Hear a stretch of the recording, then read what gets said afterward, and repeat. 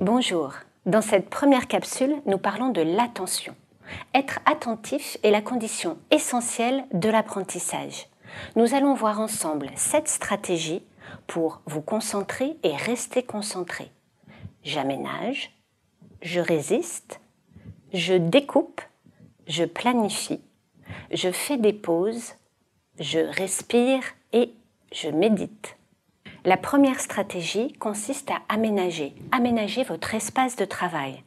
Avec cette première stratégie, nous cherchons à limiter au maximum les sirènes attentionnelles.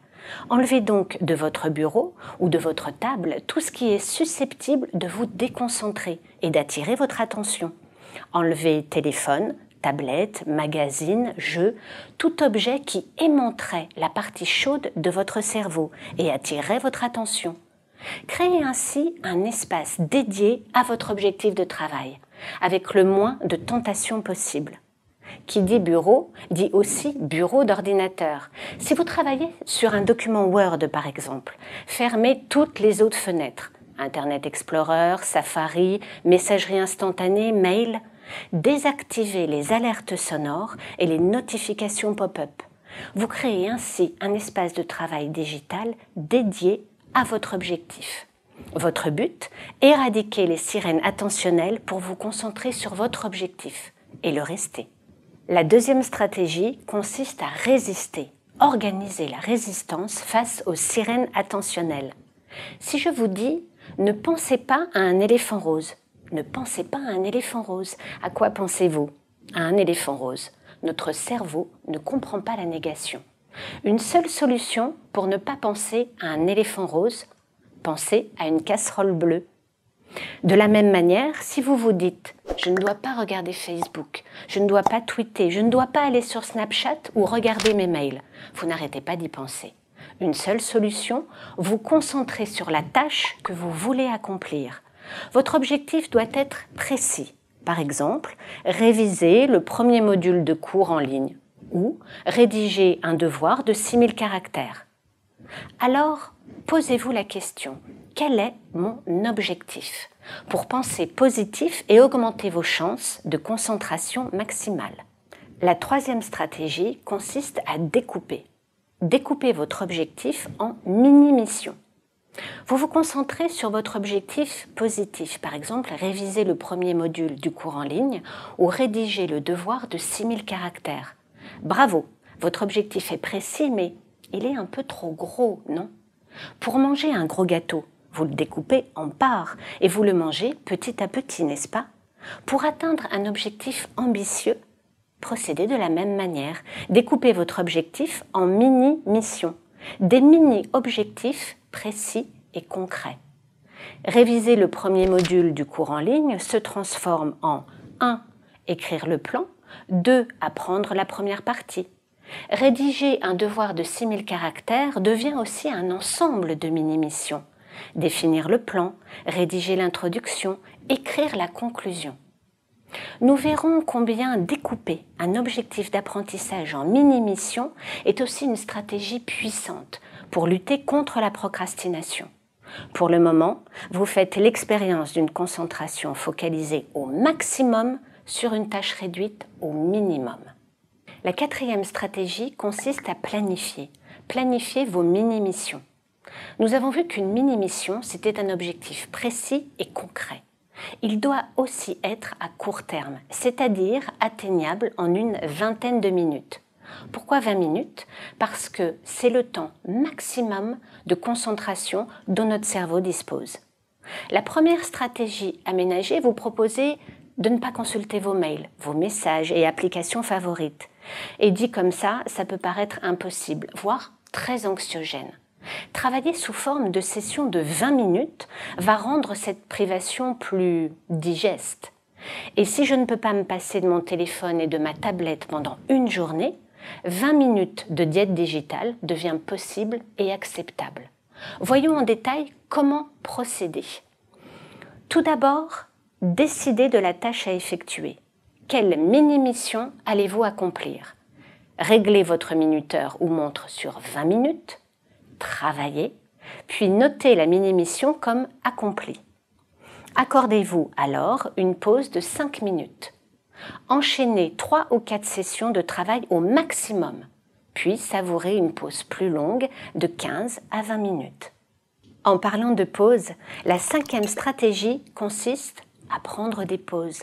Souvenez-vous, nous concentrer ou mobiliser la partie froide de notre cerveau demande beaucoup d'énergie.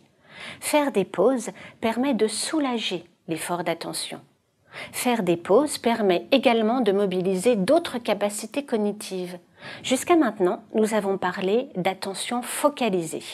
Être concentré sur une tâche et engager toute son énergie mentale à la réalisation de nos mini-missions.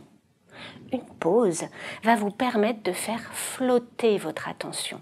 On parle du mode diffus de la pensée, par opposition au mode focus de la concentration. Le mode diffus permet de trouver des solutions à un problème mathématique, de trouver le plan de votre devoir ou de comprendre enfin ce sur quoi vous butiez depuis des heures. Pourquoi ? Parce que laisser flotter votre attention permet au cerveau d'avoir une vision globale et d'opérer des rapprochements analogiques totalement inédits. Pour apprendre, ces 2 modes alternatifs sont essentiels. Le mode focus, le moment où vous faites un effort conscient de concentration pour exécuter une mini-mission, et le mode diffus. Vous faites une pause, cessez de réfléchir et laissez votre esprit vagabonder.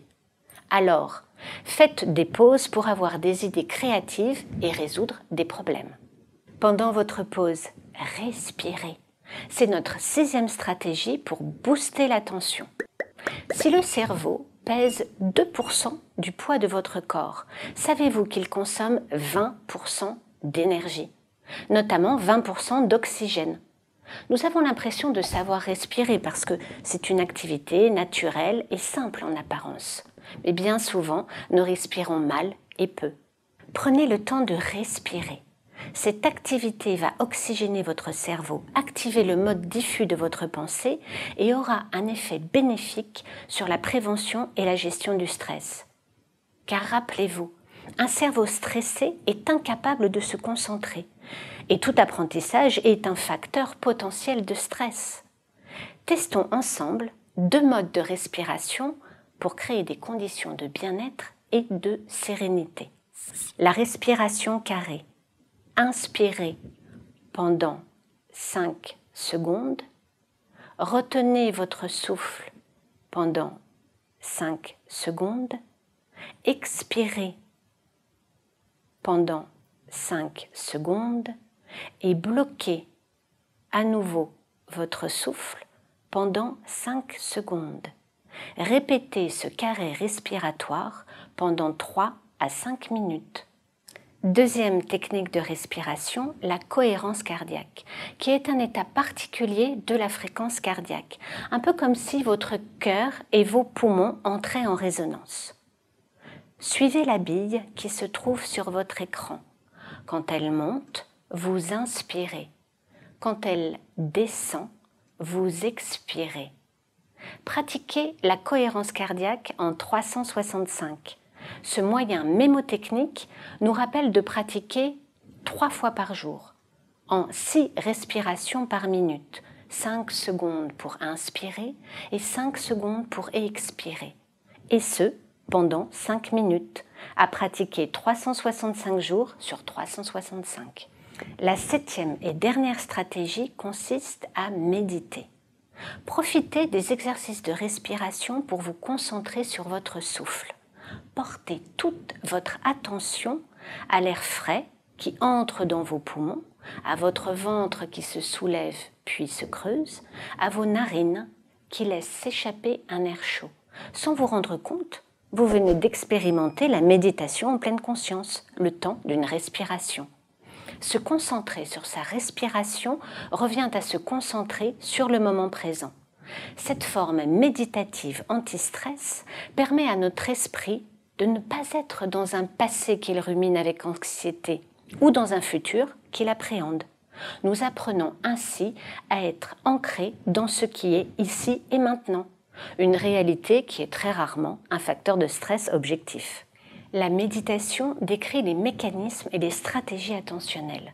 Nous avons vu qu'être attentif revient à engager toutes nos forces mentales à un moment donné pour une tâche donnée. Méditer 10 minutes par jour est un entraînement de haut niveau à l'attention. Vous ne savez pas comment vous y prendre? Commencez par une méditation guidée qui vous permet d'entrer plus facilement dans cette pratique. Il existe des applications telles que Petit Bambou ou Namatata qui vous permettront d'expérimenter gratuitement une dizaine de séances. Pour les anglophones, préférez Headspace qui est un petit bijou d'entraînement à l'attention.